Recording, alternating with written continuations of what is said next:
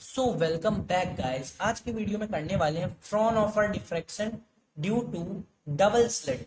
Double slit की वजह से जो फ्रॉनहोफर डिफ्रैक्शन हो रहा है वो अपन को कैलकुलेट करना है। पिछले वीडियोस में अपन ने सिंगल स्लिट के लिए कंसीडर किया था। तो इस सिंगल स्लिट में भाई अपन ने एक स्लिट ली थी, डबल स्लिट में दो स्लिट लेनी है सिंपल। यहाँ से दो स्लिट ली, एक S1 लिया और एक S2 लिया, इसे P डैश पॉइंट से ज्वाइन कर दिया और यहाँ से S1 से जो एंगल इंक्लाइंड होगा वो थीटा एंगल होगा। इनकी जो विड्थ होती है वो क्या है, ए। दोनों की विड्थ को ए माना और ये पी डैश से एंगल थीटा बना रही है और ये S2 से थीटा एंगल बना रही है। अब इसमें एक जो डायग्राम बहुत ही इंपॉर्टेंट है, ये जो आपने सेकंड स्लिट के लिए है, ये आपके पास ए बी बी है आपके पास ट्राइंगल। आपको यहाँ से कंसीडर किया अपन ने एंगल, ये अंदर का क्या है आपके पास अल्फा। तो यहाँ के पास आपके पास क्या है, के A sine alpha upon alpha. इसकी हाइपोटेनियस है आर और इसका के A sine alpha upon alpha क्या है, बेस।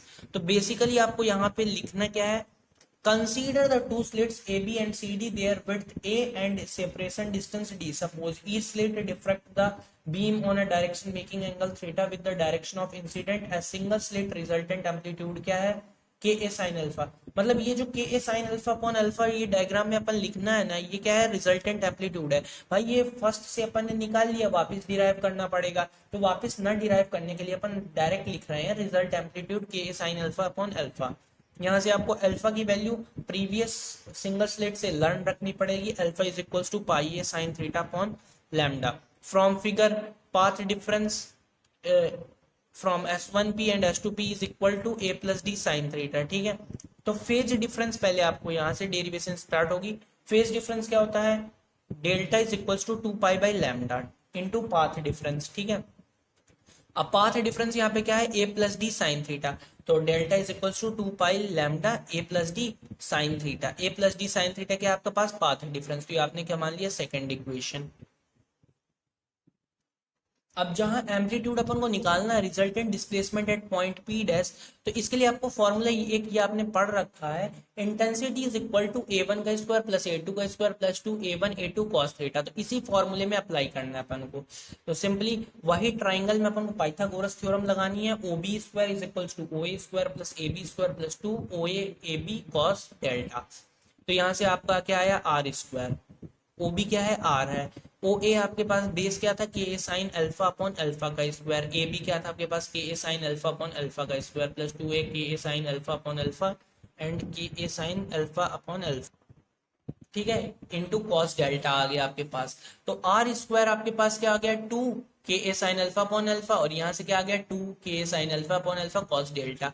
ठीक है, अब यहाँ से आर स्क्वायर आपके पास क्या आ गया, 2 K A sine alpha upon alpha का होल स्क्वायर। ठीक है, ये आपने कॉमन ले लिया। तो यहाँ से क्या बचा, यहाँ से 1 बचा और यहाँ से क्या बचा, कॉस डेल्टा बचा। तो 1 प्लस कॉस डेल्टा, तो के A sine alpha upon alpha और यहाँ से क्या आ गया आपके पास, 1 plus cos delta. 1 plus cos delta को आप रिप्रेजेंट कर सकते हैं 2 कॉस स्क्वायर डेल्टा बाई 2। तो यहाँ से आपके पास क्या आ गया, 1 plus 2 cos square delta by 2 minus 1, यानी प्लस माइनस कोई इससे रिप्रेजेंट होता है मात्र सिर्फ।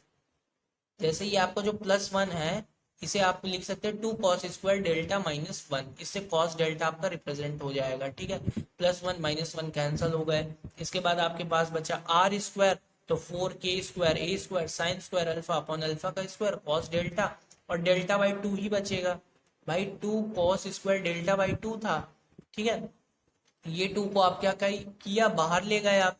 तो यहाँ से क्या बचा, कॉस स्क्वायर डेल्टा बाई 2। ठीक है, तो यहाँ से क्या बचा, 4 के स्क्वायर ए स्क्वायर। भाई 2 पहले से था ना, 2 अपन ने, ये 2 पहले से था तो 2 और ये 2 बाहर से आया, ये भी 4 हो गया। तो 4 और इसके स्क्वायर को अपन ने ओपन कर लिया, K square A square sine square alpha upon alpha का square cos square delta by 2। ठीक है, अब यहाँ से आपके पास क्या है वो देखते जाइए। R square is equal to 4 K square A square sine square alpha upon alpha का स्क्वायर कॉस स्क्वायर बीटा। तो ये आपको लर्न रखना पड़ेगा, कॉस स्क्वायर डेल्टा बाई 2 किसके इक्वल होता है, कॉस स्क्वायर बीटा के इक्वल होता है। तो इसको कॉस स्क्वायर बीटा के इक्वल कर दिया। अब आपके पास रिजल्टेंट इंटेंसिटी निकालनी है। भाई एम्पलीट्यूड तो आपको निकालना ही है।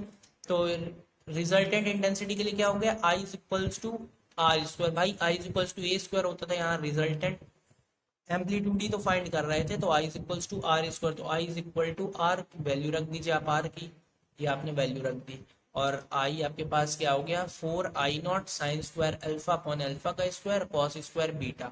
बहुत सिंपल डेरिवेशन है, सबसे ज्यादा सिंपल है, और फ्री के 10 मार्क्स देके जाएगी आपको, आपको बस थोड़ी सी मेहनत करनी है बस।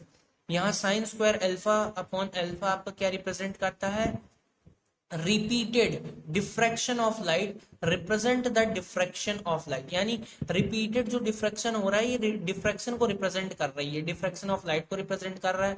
और ये कोस स्क्वायर बीटा आपको क्या रिप्रेजेंट कर रहा है, इंटरफेरेंस ऑफ लाइट, यानी यहाँ पे इंटरफेरेंस भी हो रहा है और डिफ्रैक्शन भी हो रहा है, तो साइन स्क्वायर अल्फा आपका डिफ्रैक्शन रिप्रेजेंट करता है और ये आपका इंटरफेरेंस रिप्रेजेंट करता है। So guys, thank you for watching our video and keep supporting our channel.